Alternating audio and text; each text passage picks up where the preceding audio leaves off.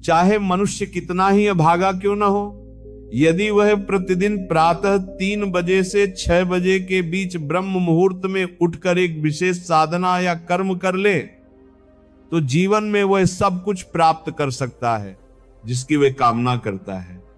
एक समय की बात है, माता पार्वती ने भगवान शिव से प्रश्न किया, हे स्वामी, मैंने देखा है कि चाहे कोई मनुष्य कितना ही दुर्भाग्यशाली क्यों न हो, यदि वह ब्रह्म मुहूर्त में जागने की आदत बना ले तो उसका जीवन धीरे धीरे सुख, शांति और समृद्धि से भर जाता है। ऐसा क्यों है? कृपया मुझे ब्रह्म मुहूर्त का रहस्य बताइए। तब भगवान शिव ने मुस्कुराते हुए कहा, हे देवी, मैं तुम्हें इस प्रश्न का उत्तर एक कथा के माध्यम से देता हूं। तुम इस कथा को ध्यान पूर्वक सुनना, क्योंकि जो भी मनुष्य इस कथा को पूर्ण श्रद्धा से सुन लेगा वह इस अमूल्य समय को कभी अपने हाथ से जाने नहीं देगा और ब्रह्म मुहूर्त का रहस्य जानकर उसका पूरा जीवन बदल जाएगा। इतना कहकर भगवान शिव कथा सुनाने लगे और बोले, बहुत समय पहले की बात है, काशी नगरी में दीनू नाम का एक लड़का रहता था। वह स्वभाव से बहुत अच्छा था, किंतु उसमें एक गंभीर अवगुण था, उसे देर तक सोने की आदत थी। प्रातः उसे जगाने के लिए घर वाले अनेक प्रयास करते, परंतु वह प्रतिदिन देर से ही उठता और 9 बजे से पहले उठना उसके लिए असंभव सा था।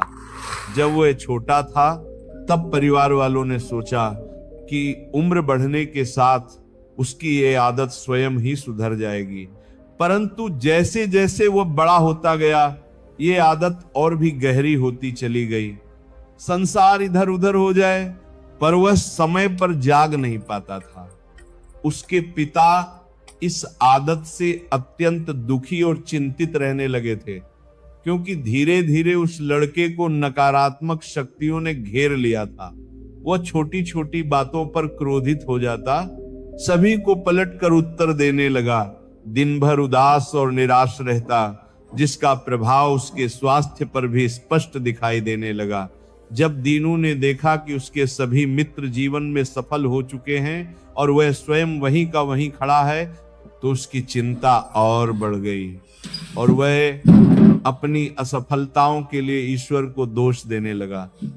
वो बार बार यही कहता कि उसकी किस्मत ही खराब है, जबकि उसके पिता भली भांति जानते थे कि उसके जीवन की असफलता का वास्तविक कारण क्या है। भगवान शिव ने आगे कहा, हे देवी, एक दिन उसके पिता को किसी सिद्ध सन्यासी के बारे में पता चला जिन्होंने अनेक लोगों का जीवन बदल दिया था। ये सुनते ही उन्होंने निश्चय किया कि वे अपने पुत्र की समस्या लेकर उसी सन्यासी के पास जाएंगे। उन्होंने सन्यासी को दीनू की आदतों और उसके व्यवहार के विषय में सब कुछ बताया। तब सन्यासी ने कहा, कल अपने पुत्र को मेरे आश्रम में लेकर आना। पिता घर लौट आए, पर वे भी जानते थे कि यदि वे सीधे सीधे अपने बेटे से सन्यासी से मिलने को कहेंगे तो वो कभी तैयार नहीं होगा। इसलिए उन्होंने एक उपाय सोचा और दीनू को पास बुलाकर कहा, तुम्हारे सभी मित्र जीवन में सफल हो चुके हैं, क्या तुम भी सफल नहीं होना चाहते? ये सुनकर लड़के ने उत्तर दिया, जरूर पिताजी, मैं भी सफल होना चाहता हूं, लेकिन जब भी मैं अपने मित्रों से उनकी सफलता का रहस्य पूछता हूं वे मुझे कुछ भी स्पष्ट रूप से नहीं बताते। भगवान शिव ने कहा, हे देवी, फिर उस बालक के पिता ने उससे कहा कि अब मुझे ये रहस्य समझ में आ गया है कि तुम्हारे सभी मित्र जीवन में क्यों सफल होते जा रहे हैं। यह सुनकर वह लड़का बड़ी उत्सुकता से बोला, पिताजी, क्या सच में आपको पता चल गया है? कृपया मुझे भी बताइए। तब उसके पिता ने कहा, कल प्रातः तुम्हें एक सिद्ध सन्यासी के आश्रम में जाकर उनसे मिलना है।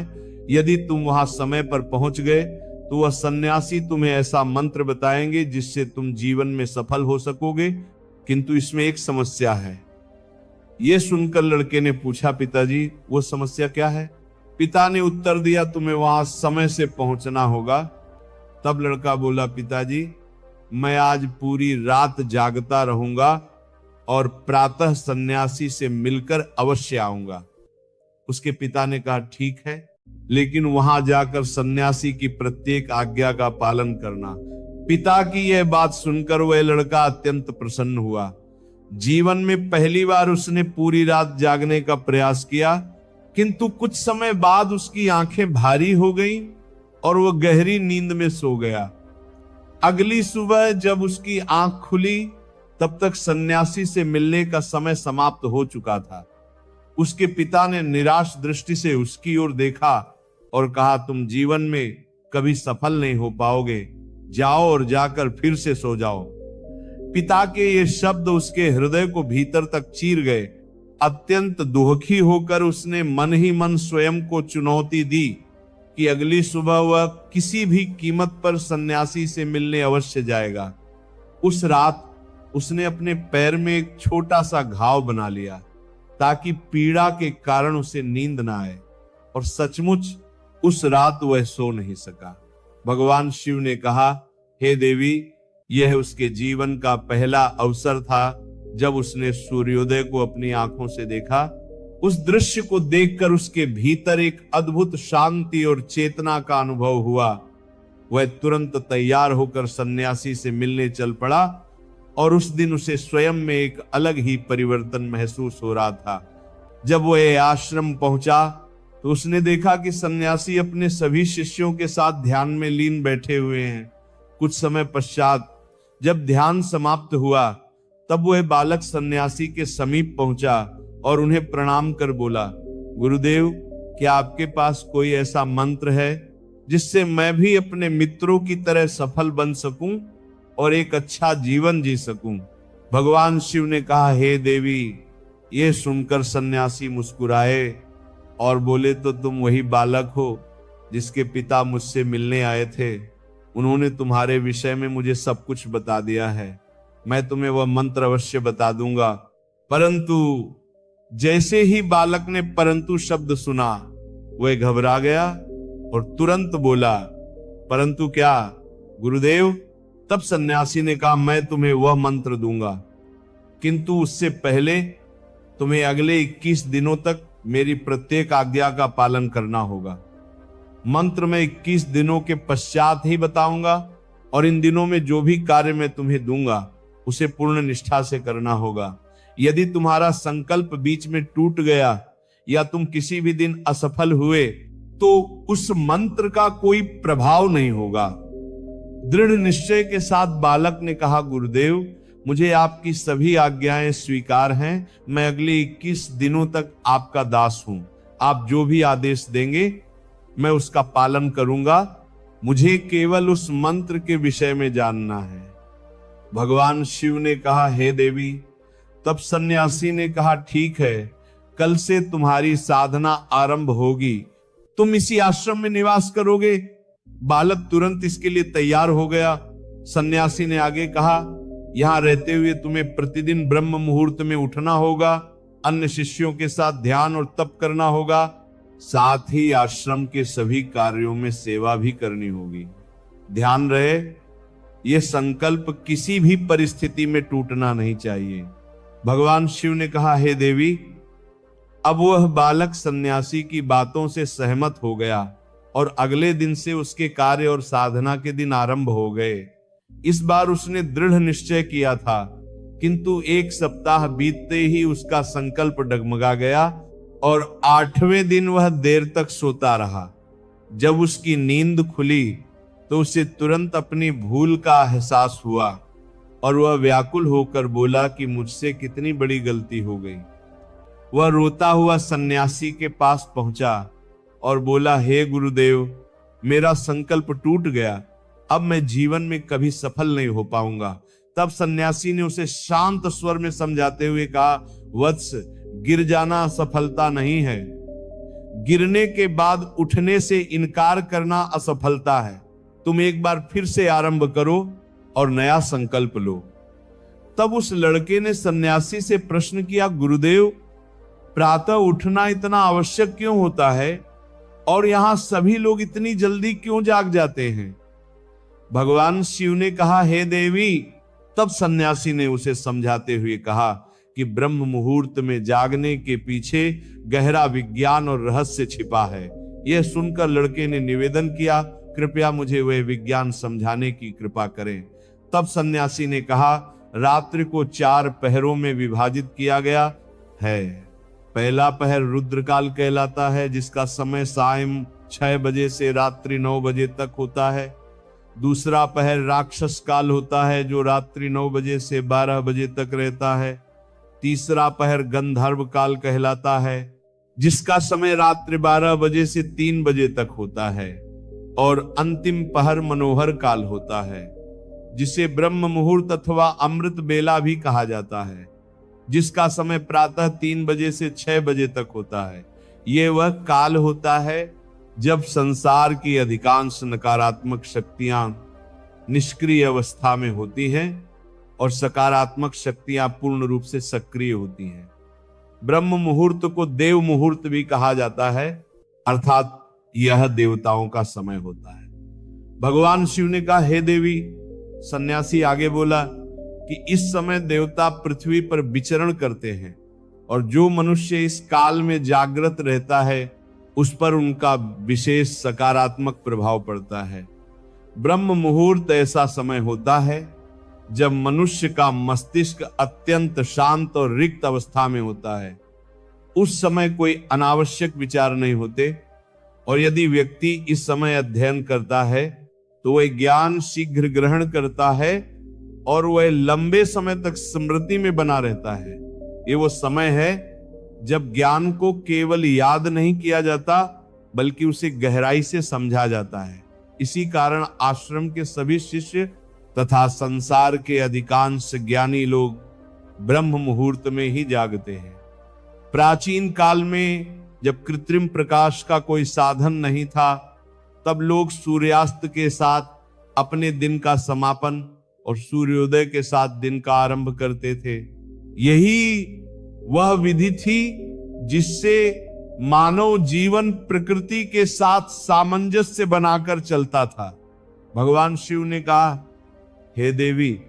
तब उस लड़के ने कहा कि गुरुदेव, मैं कल से अपना संकल्प पुनः आरंभ करूंगा, किंतु कृपया ये बताइए कि ब्रह्म मुहूर्त में उठकर मुझे क्या क्या करना चाहिए।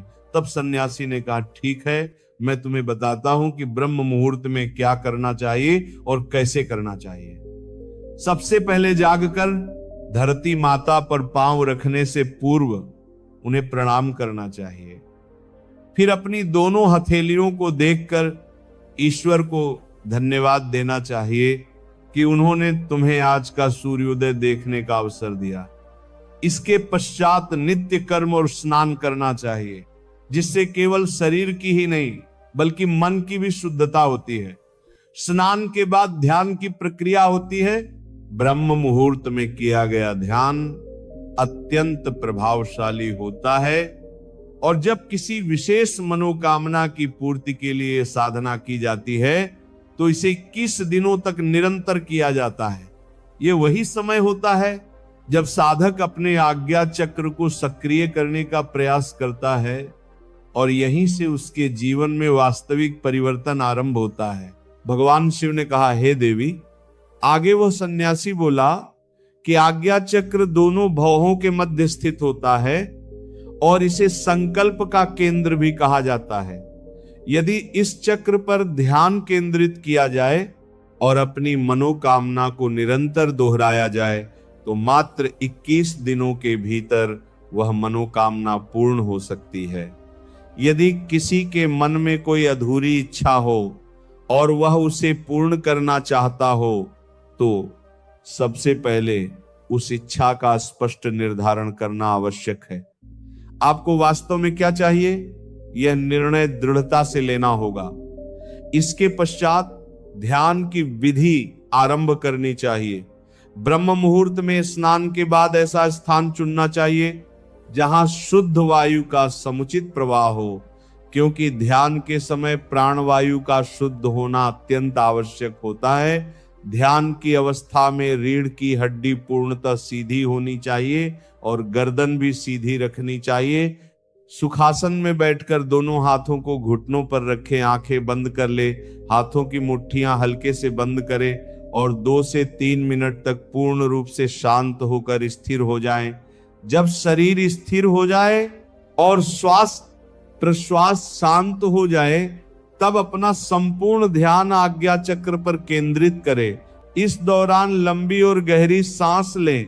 सांस को कुछ समय तक रोक कर रखें और उसी क्षण अपनी मनोकामना को मन ही मन दोहराएं। साथ ही अपने इष्ट देव, देवी देवताओं और गुरुजनों का स्मरण करें। भगवान शिव ने कहा, हे देवी। सन्यासी ने आगे बताया कि जब सांस को रोकना कठिन होने लगे, तब धीरे धीरे सांस को बाहर छोड़ दें। नासिका से सांस भरें और मुख से बाहर निकालें।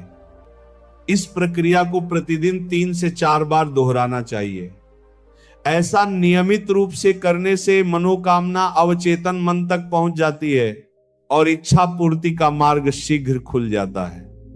आज्ञा चक्र के सक्रिय होने पर वह हमारी आज्ञा को पूर्ण करने लगता है। सांस को रोकने की अवस्था में शरीर एक प्रकार की सजग स्थिति में चला जाता है, जिससे व्यर्थ के विचार शांत हो जाते हैं। ब्रह्म मुहूर्त के समय ईश्वर की विशेष कृपा होती है और यदि कोई व्यक्ति इस समय श्रद्धा और विश्वास के साथ अपनी इच्छा का चिंतन करता है तो उसकी मनोकामना शीघ्र पूर्ण होती है। भगवान शिव ने कहा, हे देवी। इस प्रकार सन्यासी ने उस बालक को ब्रह्म मुहूर्त का महत्व समझाया। अगले 21 दिनों तक उस बालक ने पूर्ण श्रद्धा और समर्पण के साथ इस विधि का पालन किया। अब वह पहले की अपेक्षा अधिक अनुशासित, शांत और संतुलित स्वभाव का हो चुका था। जब उसने अपना 21 दिनों का संकल्प पूर्ण कर लिया, तब वह अत्यंत प्रसन्न मन से सन्यासी के पास पहुंचा और बोला, हे गुरुदेव, मैंने 21 दिनों का संकल्प पूर्ण कर लिया है। अब कृपया मुझे सफलता का मंत्र बताइए।